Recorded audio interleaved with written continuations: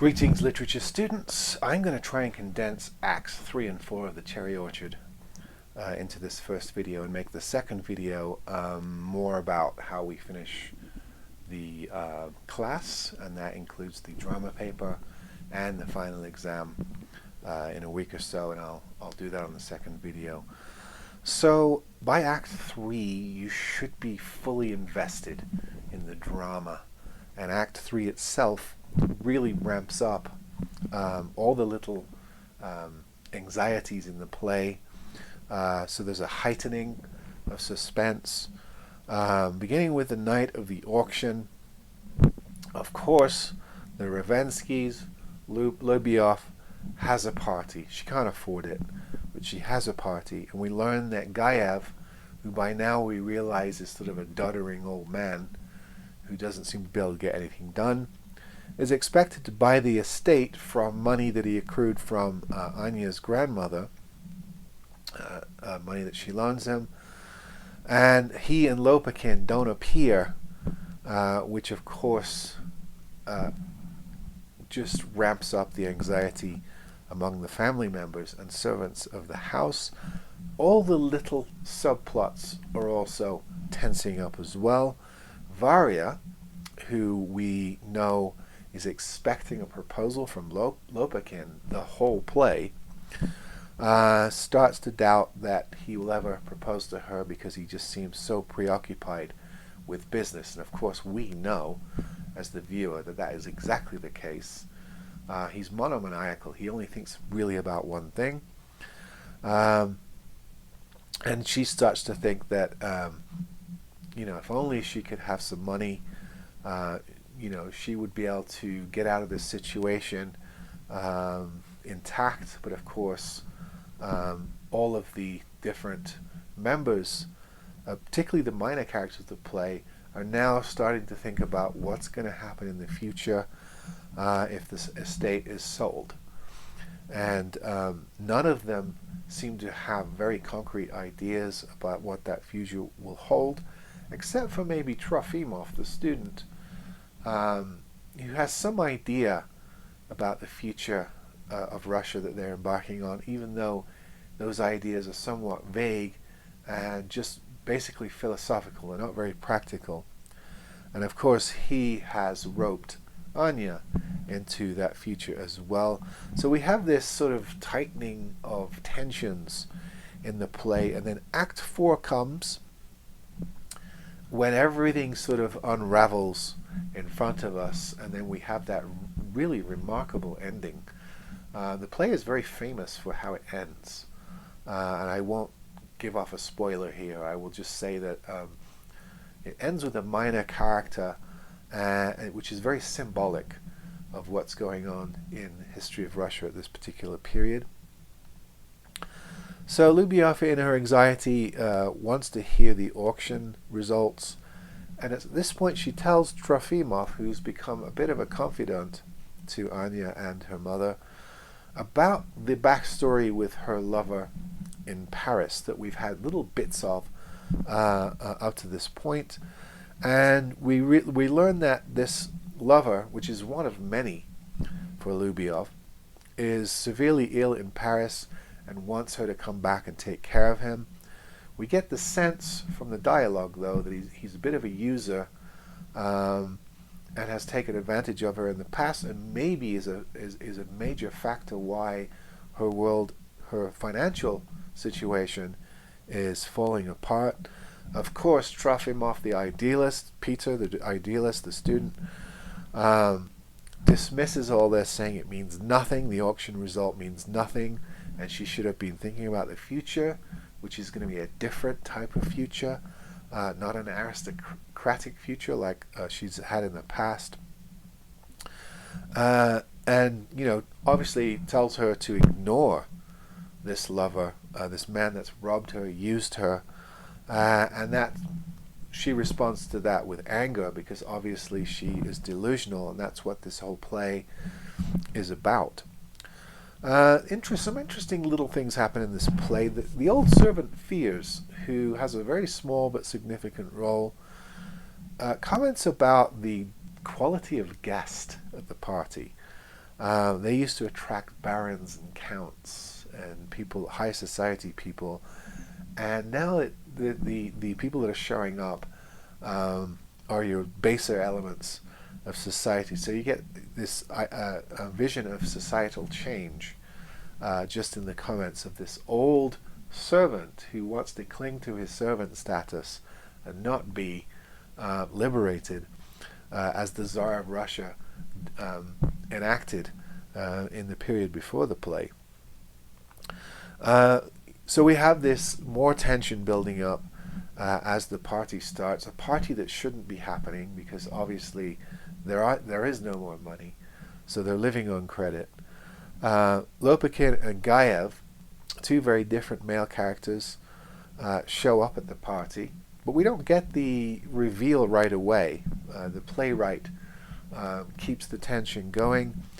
Lopakin looks happy, Gaev looks tired, so we can already kind of see what might be coming down. And of course, we learn that the inevitable has happened, and this is the tragical element of the play.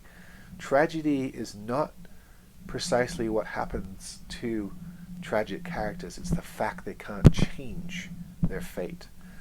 This goes back to the Greek tragedies and to Shakespeare, of course, who copied a lot of their ideas. So we've been expecting this downfall. Everything's been leading to this moment where the Ravenskys will lose their estate, and the cherry tree, which is the symbol, the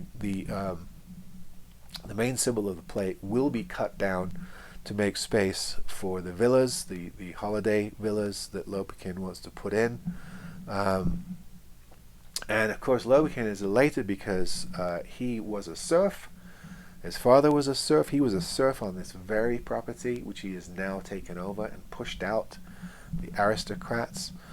Gaev is just completely impotent. He is a non-entity. He's a symbol of past Russia, no longer a player, if you like. Lubyov weeps. Varya throws down the keys, the very proud house servant throws down the keys. That's a symbolic moment. And Lopakin, grinds the knife in by reproaching Lubyov for not listening to him throughout the entire play. He's warned that this is going to happen, and she did nothing significant about it, and everything Gaev tried to do was also just as impotent.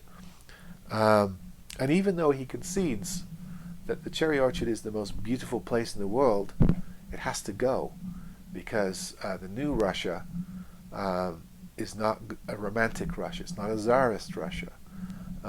So this symbol of the past has to be dispensed with, and new things have to be created from it, even though they're uglier. The idea that this beautiful orchard is going to be turned into a series of villas is what happened in this period in all countries, all developing countries. So this is a tendency that replayed itself throughout the period. This is not a one-off situation. There are many old aristocratic houses that were dismantled. The property was renovated and turned into modern appliances or adaptations to house more people and create more revenue. We have the crux of the action here, the delivery of the final blow. But then we have this sort of vacation of the house, which is drawn out as well. And it's quite a scene.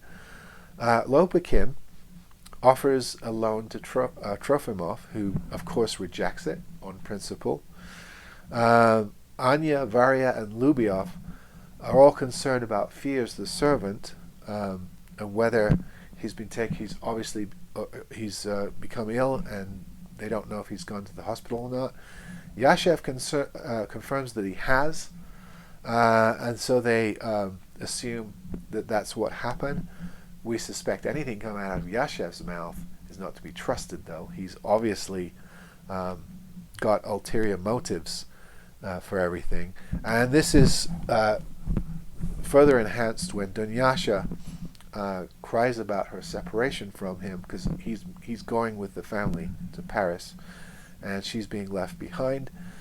And he just completely dismisses her. He has used her, got what he wanted out of her, which I don't need to spell out, and now dispenses with her. This is also symbolic of the new Russia, isn't it? Or a new period in history. The paperweight quality of relationships, the way in which we dispense with people after we've got what we need from them, seems to be a part of this new development as well. Anya and Trofimov seem to be the happiest couple of all because they have some semblance of future, but it's so vague and they don't seem quite aligned. You don't know whether to really believe that Anya has embraced the vision that Trofimov has put in front of her. She even says at some point that they'll plant a new cherry orchard to replace the glory of the old one, and it'll be even more beautiful. Not sure if that's what Trofimov was intending.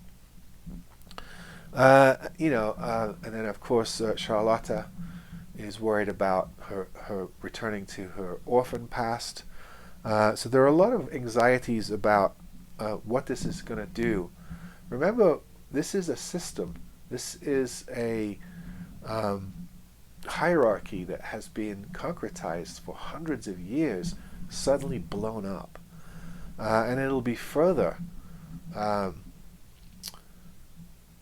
thrown to the winds when the Russian Revolution comes in the next few years.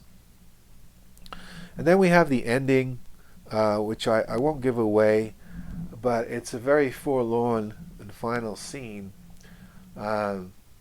which sort of symbolizes how the relationships between all these characters has splintered. And then of course we're left with the chopping sound of the cherry trees, which would be quite affecting for any audience sitting there. And in some versions of the staged play, you actually see someone chopping a tree. In others, I've heard just the sound, the ominous sound of the axe against the wood. And so we have this very eerie ending to the play as everything is dissipated and all the characters go their separate ways. We don't know if any of them are going to survive or better themselves. There's a lingering doubt about the future for all these characters. So what I want you to do for the last class task is to do the same thing that we did on the first play.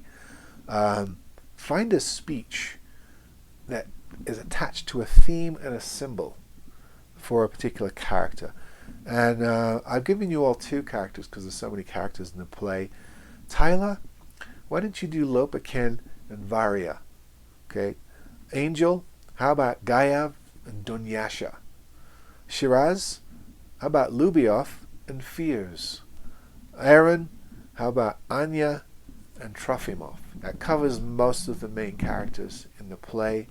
Find one speech for each somewhere in the play text, and just put a paragraph in the comment section of the video that shows how that speech embodies their character, introduces a theme of the play, and perhaps a physical symbol.